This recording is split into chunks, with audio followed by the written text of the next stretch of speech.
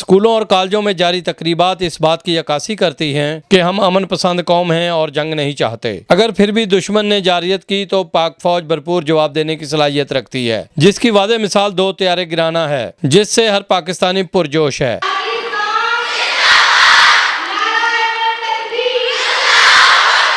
वज़ीर-ए-आज़म ने बड़ा दलेराना इजहार किया है कि हम किसी से डरने वाले नहीं हैं और वाकई हमारी कौम ऐसी है कि अगर वक्त पड़े तो हम बड़े से बड़े दुश्मन के सामने भी सीसा पिलाई दीवार की तरह खड़े हो सकते हैं।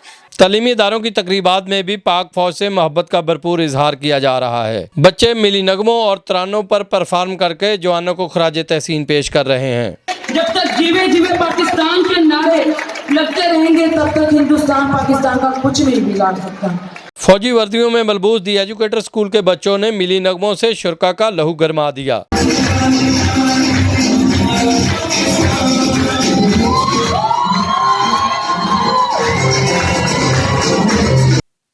में जारी तकरीबात इस बात की अक्कासी करती हैं कि हम एक अमन पसंद कौम है और हमें दुश्मन का ज़रा बराबर भी खौफ नहीं है, क्योंकि हमारी अफवाज दुश्मन का मुकाबला करने के लिए हर वक्त तैयार है।